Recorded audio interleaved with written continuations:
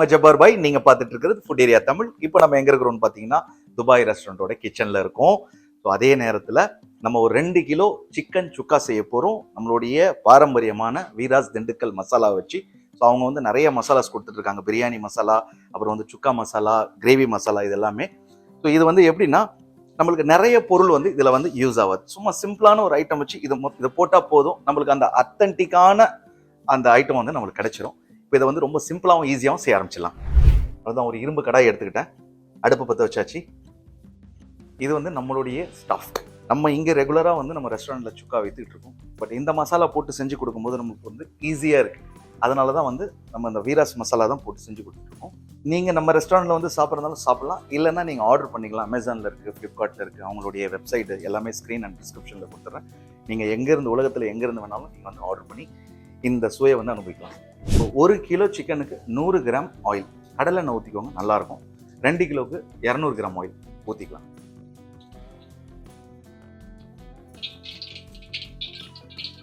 இப்போ பார்த்தீங்கன்னா ஆயில், வெங்காயம், கருவேப்பிலை, இஞ்சி பூண்டு பேஸ்ட். பட் அவங்க என்ன சொல்கிறாங்கன்னா இது எல்லாமே ஆப்ஷனல் தான், வெறும் எண்ணெயை ஊற்றுங்க, கோழியை போடுங்க, அதில் பொரிங்க, இந்த மசாலாவை மட்டும் போடுங்க, நல்லா சுக்காவாக அந்த மசாலா ஊட்டிட்டு வரணும். நான் ரெஸ்டாரண்ட்டில் கொடுக்குறது வந்து கொஞ்சம் இஞ்சி பூண்டு பேஸ்ட்டும், கொஞ்சம் கருவேப்பிலையும், கொஞ்சம் வெங்காயத்தை சேர்த்துப்பேன். ஏன் அப்படின்னு பார்த்தீங்கன்னா இன்னுமே கொஞ்சம் வந்து நம்ம என்ன பண்ணுவோம், அதை ஜூஸியாக பண்ணுவோம் அப்படின்னு சொல்லிட்டு தான். நீங்கள் வந்து இது வந்து பேச்சுலர்ஸ்க்கு ரொம்ப ஈஸி, எதுவுமே தேவையில்லை. வெறும் ஆயில் வச்சு, கரண்ட் அடுப்பு இருந்தால் கூட நம்ம ஆயிலை ஊற்றி ஒரு பேனில் சிக்கனை போட்டுக்கலாம். அந்த மசாலா போட்டு கொஞ்ச நேரம் அப்படியே தண்ணி ஊற்றி விட்டோன்னா அப்படியே சூப்பராக ரெடியாக நான் ரெடி பண்ணி காமிக்கிறேன் பாருங்கள். ஓகே, இப்போ வெங்காயம் வந்து நான் ஜஸ்ட் வந்து ஒரு 1 கிலோக்கு 200 கிராம், ஒரு 400 கிராம் வச்சுருக்கேன்.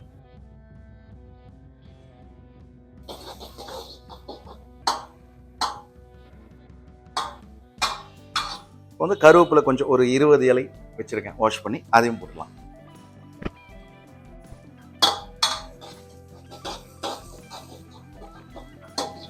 இப்போ இந்த வெங்காயத்தை வந்து எந்த அளவுக்கு வதக்கணும் அப்படின்னா 50% பொன்னிறமாக்கக்கூடாது, சரிங்களா? கருவேப்பிலையும் சேர்ந்து அதிலேயே வதங்கட்டும். ஆக்சுவலாக பார்த்தீங்கன்னா அவங்க கொடுக்குற மசாலாவிலே வந்து அந்த கருவேப்பிலை ஃப்ளேவர் எல்லாமே வரும், எல்லாமே இன்க்ளூடாக வச்சுருப்பாங்க. இருந்தாலும் சும்மா எக்ஸ்ட்ரா நம்ம போட்டுக்கிறது, அது நம்ம வந்து என்ன சொல்கிறது, நம்மளுடைய ருசி. இப்போ பார்த்தீங்கன்னா இஞ்சி பூண்டு பேஸ்ட் எவ்வளோன்னா ஒரு 50 கிராம் இஞ்சி, 50 கிராம் பூண்டு.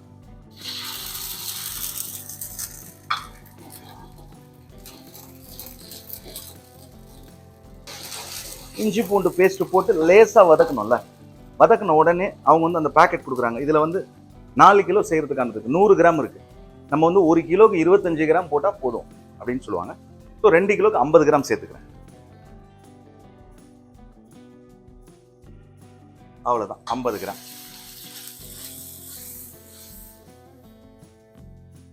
2 கிலோக்கு 2 டேபிள் ஸ்பூன் சால்ட். இப்போ வந்து தண்ணி எவ்வளோன்னு பார்த்தீங்கன்னா ஒரு 200 ml போதும் 2 கிலோக்கு. அதிகமாகலாம் வேண்டாம், ஏன்னா கோழியிலேருந்தும் தண்ணி விடும்.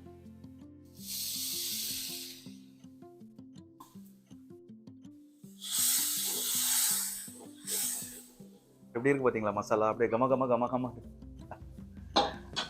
இல்லைன்னா நம்ம என்ன பண்ணணும், சுக்காக்கு நிறைய மசாலா, மஞ்சள் தூள், அந்த கரம் மசாலா, சீரகம் பவுடர், மல்லித்தூள், அது இது நிறைய போகும். ஸோ அதெல்லாம் இல்லாமல் நம்ம தப்பிச்சோம். இப்போ சிக்கன் ஆட் பண்ணிக்கலாம்.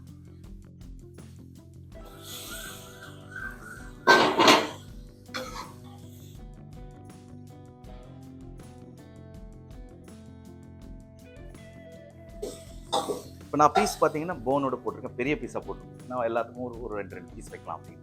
ஸோ நீங்கள் சின்ன சின்ன பீஸாகவும் போட்டுக்கலாம், போன்லெஸ்ஸாகவும் போட்டுக்கலாம். இதில் சிக்கன் மட்டும் தான் செய்ய முடியுமா சுக்கா அப்படின்னு பார்த்தா இல்லை, மட்டன் செஞ்சுக்கலாம். எல்லா மீட்டும், நாட்டுக்கோழி, வாத்து, மீட்டுனாலே சுக்கானா இது செஞ்சுக்கலாம்.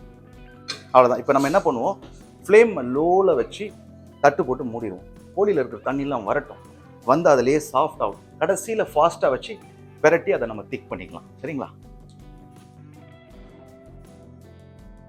ஒரு 15 நிமிஷம் அப்படியே மூடி வச்சு ஒரு 2 மினிட்ஸ் அதில் வந்து கொஞ்சம் மீடியம் ஃப்ளேம் கொடுத்து 13 நிமிஷம் லோ ஃப்ளேம்லேயே வச்சுருக்கேன். ஓப்பன் பண்ணி எவ்வளோ தண்ணி இதில் வந்திருக்கு அப்படின்றது பார்ப்போம். சுக்கா கொக்கா மக்கா, ஆஹா, அவ்வளோதான். என்ன பண்ணுவோம், 50% வெந்துருச்சு. இன்னொரு 50% வேகட்டும். ஒரு 15 நிமிஷம் அப்படியே மூடி லோ ஃப்ளேம்லேயே விடலாம்.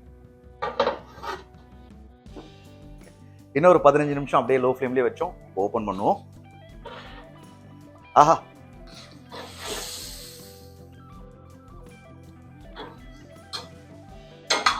ஃபுல்லாக தண்ணியும் விட்டுருச்சு, 90% கோழி வெந்துருச்சு. இப்போ நம்ம ஃப்ளேமை ஃபாஸ்ட்டாக வச்சு இந்த மசாலாவை சுண்ட வச்சுக்கணும். அந்த நேரத்தில் என்ன ஆகும்னா அந்த 10% வெந்துடும்.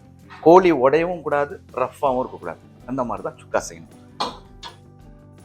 ஃபாஸ்ட்டாக வச்சுட்டு கிண்டிக்கிட்டே இருக்கணும், அடி பிடிக்காத மாதிரி கிண்டிக்கிட்டே இருக்கணும். சரிங்களா? இப்போ இந்த நேரத்தில் நம்ம உப்பு செக் பண்ணிக்கலாம். எப்படின்னா இப்போ 2 கிலோவுக்கு 2 டேபிள் ஸ்பூன் கொடுத்தோம். சரிங்களா? 1/2 கிலோவுக்கு 1/2 டேபிள் ஸ்பூன் அந்த மாதிரி. பர்ஃபெக்ட். இப்போ வந்து எப்படின்னா உப்பு வந்து ஒரு பாயிண்ட் கம்மியாக இருக்கு. ஏன்? இப்போ மசாலா இருக்கு. இப்போ இந்த மசாலா சுண்டி அந்த சிக்கனில் பரட்டுச்சுன்னா உப்பு பர்ஃபெக்டாக வரும். கரெக்டான இந்த அளவு போட்டுக்கணும்.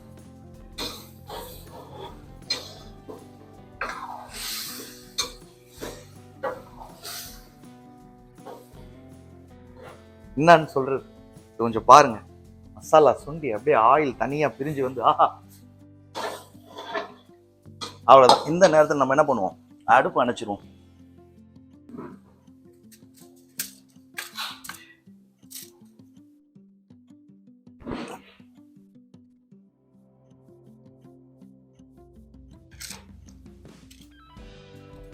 சுக்கா ரெடி, புரோட்டாவும் ரெடி ஆயிட்டு இருக்கு. புரோட்டாவோட அப்படியே குச்சி சாப்பிடணும். எப்படி தெரியுமா இருக்கும்? ஆஹா.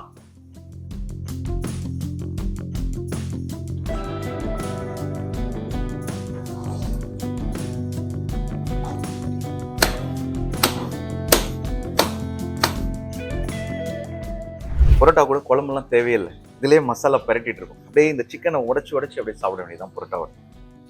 நல்ல ஒரு தரமான லெக் பீஸு, செஸ்ட் பீஸு, அப்படியே கொஞ்சம் மசாலா. இந்த பேலன்ஸ் இருக்கிறது நம்ம ஸ்டாஃபுக்கு வச்சிடும். 2 துண்டு போதும் நமக்கு.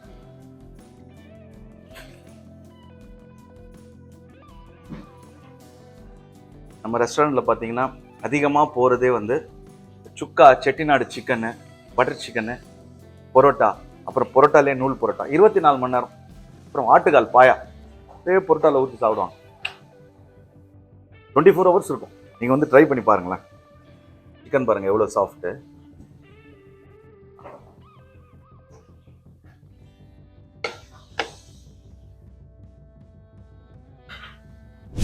இந்த சிக்கன் இவ்வளோ சாஃப்டாக வந்ததுக்கான காரணம் என்ன தெரியுமா? 1/2 மணி நேரம் லோ ஃப்ளேம்லேயே விட்டோம் பாருங்க, சாஃப்ட் ஆயிடுச்சு, ஜூஸியாகவும் இருக்கு. நம்ம அதிகமாக என்ன பண்ணுவோம்னா, அதிக பேர் வேகணும் அப்படின்னு சொல்லிட்டு ஃபாஸ்ட்டாக ஹை ஃப்ளேம்லேயே வச்சே வேக வைக்கிறது. வேகும், பட் ரஃப்பாக வேகும். உடையும் போது உடையும், ரஃப்பாக இருக்கும், ஒரு மாதிரி நார் மாதிரி வரும். அந்த மாதிரி வரக்கூடாது. செஸ்ட் பீஸாக இருந்தாலும் சரி, லெக்காக இருந்தாலும் சரி. தரான டேஸ்ட்டு. உங்களெல்லாம் விட்டு சாப்பிட்றேன். நீங்களும் நம்ம வீராஸ் திண்டுக்கல் மசாலா வாங்கி ட்ரை பண்ணிட்டு எப்படி இருக்கு சொல்லுங்கள். ஏன்னா நம்ம வீட்டில் எப்படி அரைப்போம், பாரம்பரியம், நம்ம தாத்தா பாட்டி காலத்துலலாம் எப்படி இருக்கும் அந்த ஒரிஜினாலிட்டி அந்த மசாலா. ஸோ அந்த மாதிரி வந்து அவங்க ஃபாலோ பண்ணுறாங்க பாரம்பரியமாக. ஸோ அதனால வந்து டேஸ்ட்டில் எதுவுமே மாறாது, சூப்பராக இருக்கும். ட்ரை பண்ணிவிட்டு எப்படி இருந்ததுன்னு கமெண்ட் பண்ணுங்கள். மறுபடியும் அடுத்த வீடியோவில் சந்திக்கிறேன்.